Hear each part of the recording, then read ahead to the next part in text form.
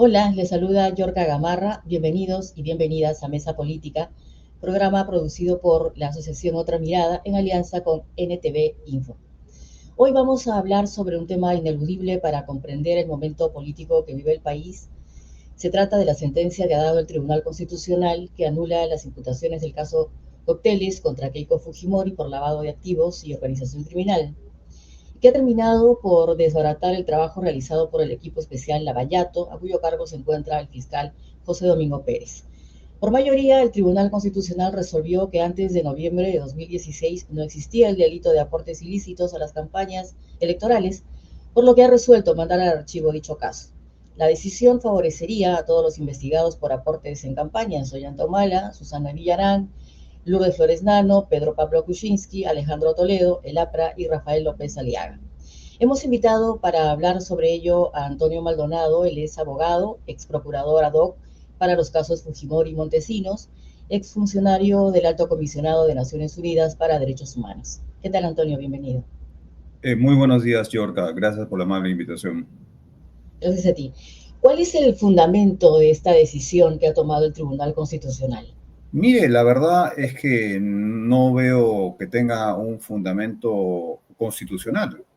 Es decir, no hay materia ni agravio constitucional allí para que el tribunal se haya permitido arrogarse una función que no le corresponde a la justicia constitucional, sino que más bien le corresponde a la justicia penal ordinaria. Y al arrogarse una función de manera indebida, yo creo que no solo y beneficiar a la señora Fujimori con el potencial beneficio en otros procesos judiciales de similar naturaleza, pero en última instancia yo creo que ha irrogado un grave daño o va a irrogar un grave daño al sistema de administración de justicia. Y más aún, yo creo que las consecuencias trascienden las consecuencias negativas de esta decisión del Tribunal Constitucional trascienden a los casos judiciales y me parece que va a mellar seriamente, si no neutralizar, la política criminal del Estado peruano y sus compromisos internacionales en materia de la lucha contra el lavado de activos y contra el terrorismo internacional.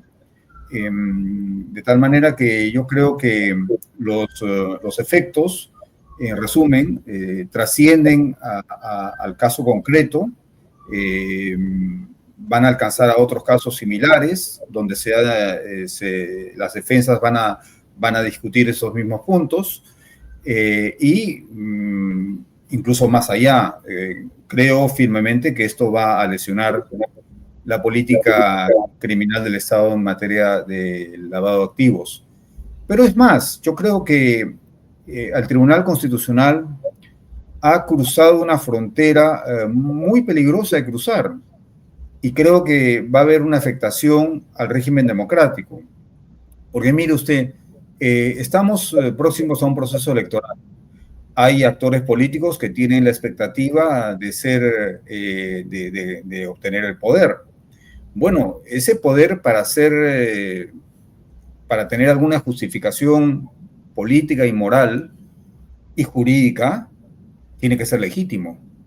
Pero cuando los actores políticos, como en este caso Fuerza Popular, no respetan las reglas de juego, es decir, si tan endeble les parecía la actuación del Ministerio Público, del equipo especial de fiscal de Lavallato, tan poco sólida, que además constituía una grave persecución política, como ha dicho uno de los votos singulares de la decisión del Tribunal Constitucional, era un lawfare, era exacerbar con ánimo judicial la polarización política. Bueno, si todo eso era así, tan endeble y tan precaria, tan pobre la actuación del Ministerio Público, ¿no? ¿Por qué recurrir a amigos en el Tribunal Constitucional? Es decir, ¿por qué no enfrentar el escenario de la batalla judicial penal? Si con esas premisas iban a vencer fácilmente al Ministerio Público.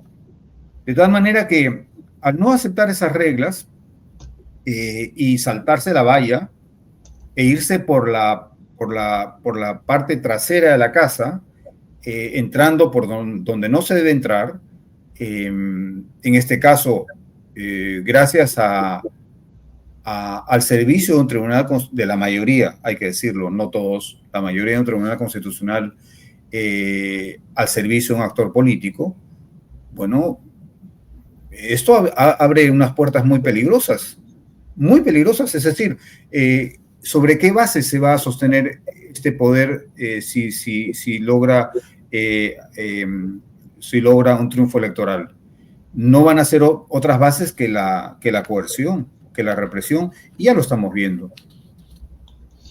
En todo caso, este pronunciamiento es un pronunciamiento de fondo, ¿no? De tipo penal que está haciendo el Tribunal Constitucional. Pronunciamiento que debería haberlo hecho el juez, ¿verdad? Así es, de justicia, no el sistema constitucional. Es muy claro. Y esto lo expresa de manera muy fundamentada y sólida el voto singular del magistrado Monteagudo, ¿no? Del magistrado Monteagudo Valdés. Esto está entre las páginas 109 y la 142 de la sentencia. Entonces, yo creo que es muy importante rescatar ese voto. ¿Y cuál es el argumento, para recordar un poco, el argumento central que ha manejado la Fiscalía en este caso?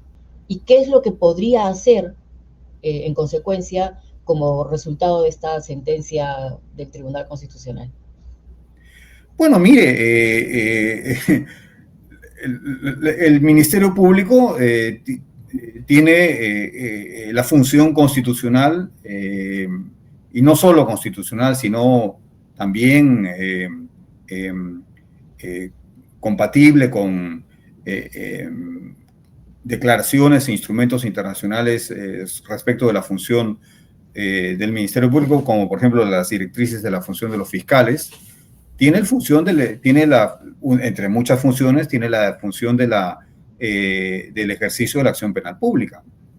Entonces, ¿qué ocurrió? Una serie de actores, entre ellos, bueno, hablando de Fuerza Popular, decidieron que la competencia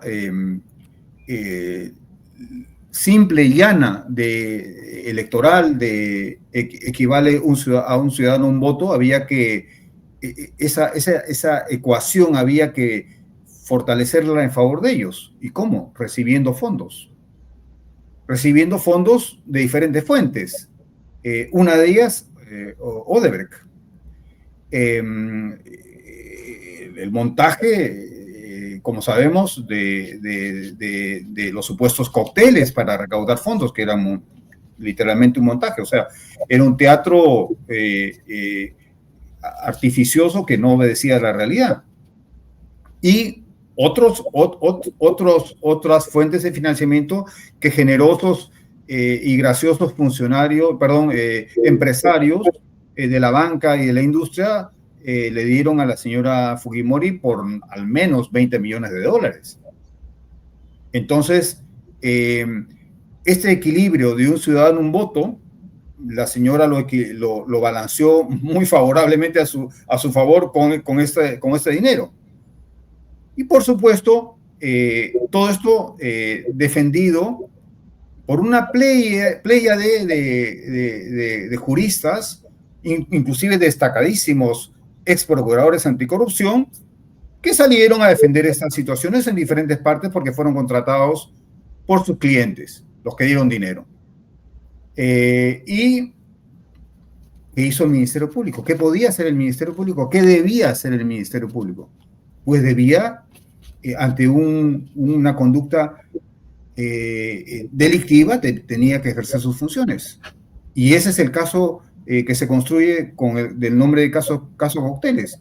¿Qué le imputa el Ministerio Público? Lavado de activos, organización criminal y otros delitos. Fue la actuación del Ministerio Público peruano a través del equipo especial Lavallato un caso de lawfare, un caso de persecución judicial indebida y arbitraria, un proceso penal montado contra una pobre víctima. No, de ninguna manera. Fue un proceso penal legítimo. Y yo le puedo decir cuáles son los procesos montados, porque yo he participado directamente en la defensa de los derechos humanos de algunas víctimas, y le puedo citar un caso, el caso de la señora Yanine Áñez, expresidenta en Bolivia, con un caso montado por una diputada del MAS por órdenes de Evo Morales, y que terminó una sentencia de más de 10 años de pena privativa de la libertad. Esos son casos montados. Los casos montados son los de Venezuela, los de Nicaragua, los de El Salvador. Esos son casos montados por el Ministerio Público, los ministerios públicos de esos países. Ese no fue el caso peruano. Entonces, acá estamos ante una situación en la cual, el principal o la principal acusada decide que ya estuvo bueno de enfrentar un proceso de esta naturaleza. ¿Y cómo lo resuelve?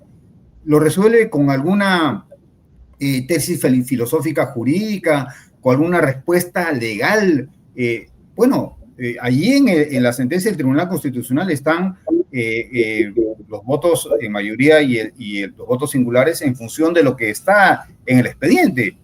Pero, perdón, no es lo único. ¿No nos acordamos acaso que la señora Keiko Fujimori tenía un fiel servidor en la Corte Suprema de Justicia, que hoy está prófugo y en Bélgica, presuntamente, donde el Estado peruano no hace absolutamente nada? ¿No recordamos acaso que un entonces presidente del Congreso, Daniel Salaverry, se reunió con el entonces fiscal de la Nación en el Óvalo, cerca de la Universidad de Lima, entre gallos y medianoche, para ver cómo echaban al equipo especial Lavallato? ¿No recordamos todas las articulaciones que se han hecho desde el Congreso y últimamente con la Junta Nacional de Justicia para acabar con este equipo? Entonces, ¿de qué estamos hablando acá?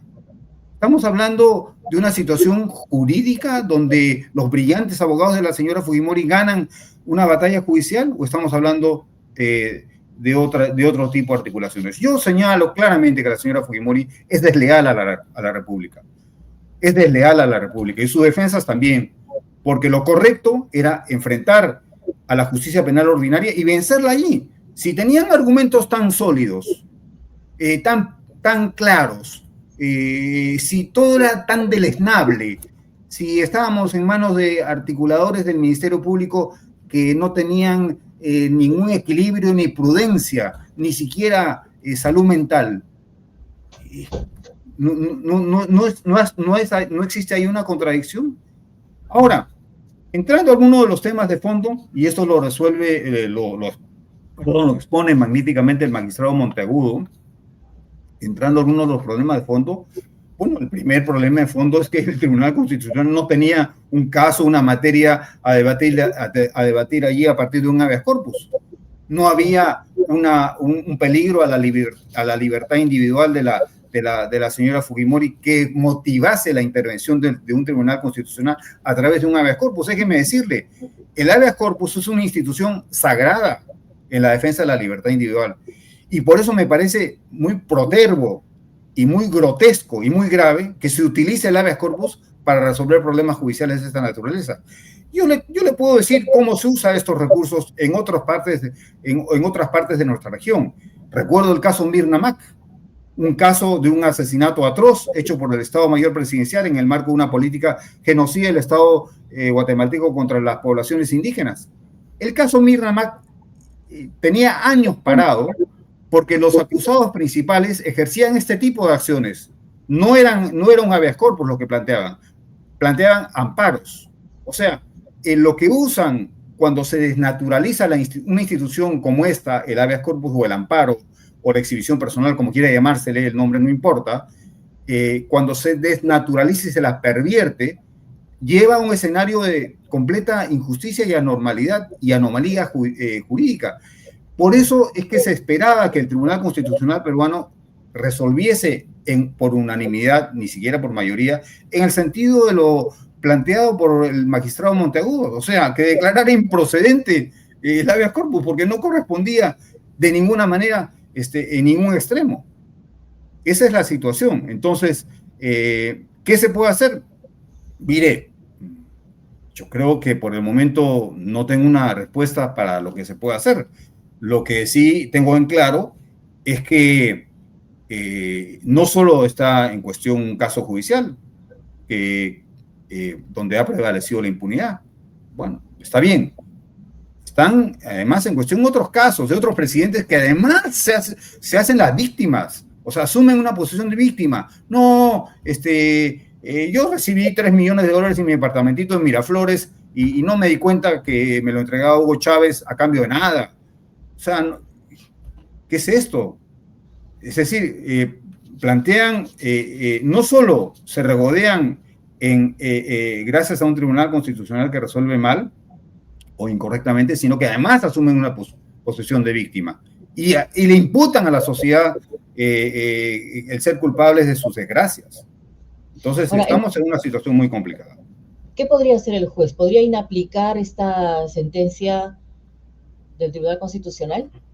Mire, yo lo veo muy difícil. Yo lo veo muy difícil porque tampoco, es decir, mire, yo lo que veo de los sistemas judiciales en la región, lo veo así. Veo sistemas judiciales ya han caído al servicio del poder político. Es el caso de la Corte Suprema de Brasil, totalmente al servicio del señor Lula da Silva. Por eso es que lo han excluido todo proceso y por eso es que el señor Lula da Silva apoya con un asilo malhadado, vulnerando la Convención sobre Asilo Diplomático a la señora Nadine Heredia. O sea, yo veo poderes judiciales sometidos al poder político, avasallados. El de Brasil, en gran parte. El de, ya he mencionado los demás, Bolivia, etcétera, Chile, Nicaragua, Venezuela, El Salvador, etcétera. Pero en ese escenario de poderes judiciales heridos, lesionados, que funcionan mal, estaba el sistema judicial peruano que en medio de sus debilidades todavía con algo de dignidad y con algo de independencia e imparcialidad, de tal manera que yo veo que simplemente el Tribunal Constitucional, que se supone es un pacificador de los conflictos sociales, con esa decisión ha agregado más leña al fuego, más combustible, y me parece que va a ser muy difícil encontrar una salida en el ámbito nacional. Y los órganos que lo sirven a él graciosamente y generosamente es el poder de la fuerza, de la represión y la coerción. Entonces yo creo que eso ya nos lleva a otro escenario y a otras preguntas, ya no estrictamente jurídicas. Claro, porque ¿dónde se va a cuestionar la decisión del Tribunal Constitucional? ¿En qué instancia se puede, nacional por lo menos, se puede cuestionar una sentencia del Tribunal Constitucional? Es bien complicado el asunto y aparentemente no habría un rumbo, ¿no? Una salida. Mire, lo que ocurre es que la salida, le reitero, ya no está en el plano estrictamente de las dinámicas del sistema de justicia, ya no está en el plano de la discusión jurídica. Porque mire, cuando uno ve lo resuelto por un tribunal constitucional donde prácticamente ha hecho calco y copia de cada una de las tesis enarboladas por la defensa de la beneficiada, que además ha repetido lo que los medios de prensa han venido diciendo por muchos años, no, que pobrecita, que persecución judicial indebida, prolongada, violación del plazo razonable, etcétera. Y lo que además han repetido casi literalmente estos magistrados de mayoría, cuando uno ve ese quebrantamiento del derecho, uno entiende que la respuesta no está por ahí. Es decir, la respuesta a la regeneración republicana está en lo que podría hacer una oposición sana, o lo que debería ser una oposición sana y con fuerza. La verdad es que una oposición que crea con todos sus méritos que los jóvenes solos van a poder llegar a algún punto o que los gremios solos van a poder llegar a algún punto y es una oposición que se esconde en comunicados donde no aparecen los nombres ni siquiera el nombre del partido. Es una lista de personalidades, entre comillas, las que hacen comunicados, muy bien hechos, políticamente correctos, pero lo que yo quisiera ver es algún liderazgo. Firma tal comunicado el presidente del partido A, el presidente del partido B y el presidente del partido C. Punto. Y asumen un liderazgo. Y llaman a un meeting en la Plaza San Martín como se hacía antes, como lo hacía la izquierda antes.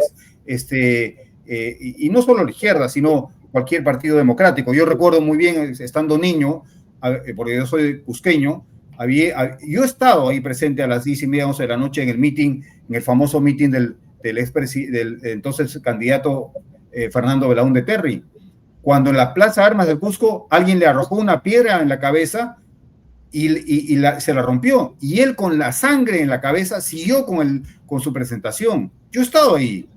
Ese tipo de liderazgo ya no lo veo. O sea, yo lo que veo es un conjunto de firmas en comunicados muy bonitos, pero ¿dónde está el líder? ¿O dónde están los líderes que llaman al consenso, a la unidad, a la lucha por la democracia?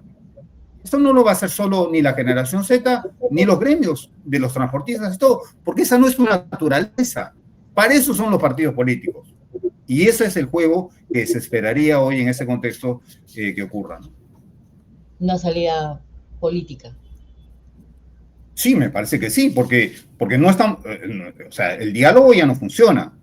O sea, No. 3 años estuvo el Congreso recibiendo pedidos de que a la señora Boluarte se la vacuna o la sancionara o algo. No les importó. Lo hicieron ya sabemos cuándo, cuando ya no les convenía ese material radioactivo que era la señora Boluarte. Pero no lo hicieron por razón de la ciudadanía, como el día de hoy ocurre con la necesidad de no querer derogar las leyes pro crimen o pro impunidad. O sea, la discusión racional ya se agotó en este país. O sea, acá está en juego el resultado de acciones porque puedo, porque tengo el poder, porque la Policía Nacional me apoya, porque los jefes de la Policía Nacional me llevan a operativos en las cárceles, y ahí se le ve a los principales responsables de esta situación acompañando al delegado del Congreso, que es el actual presidente temporal de la República. Es decir, un señor que copia a Bukele, que en todo sentido, que ni siquiera tiene identidad propia. ¿Qué podemos hacer frente a eso?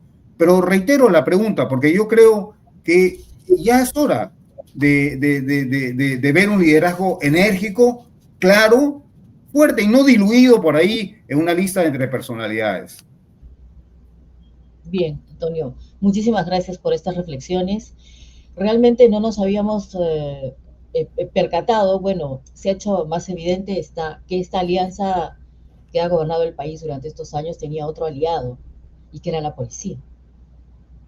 Nos hemos dado con en todo caso, con esa sorpresa que la sospechábamos, la intuíamos, pero ahora se hace bastante evidente. Y realmente el país está buscando liderazgos, está buscando unidad además entre estos liderazgos, pero frente a tanta dispersión, frente al proceso electoral del 2026, esto parece que va a costar mucho, ¿verdad? Todavía no encontramos un conglomerado de líderes con la posibilidad de unir voluntades, unir inclusive una propuesta política y una salida que necesita este país. Correcto. Esperemos que eso ocurra en algún momento. Muchísimas gracias. Con nosotros será hasta la próxima edición de Mesa Política. Que tengan buen día. Chao.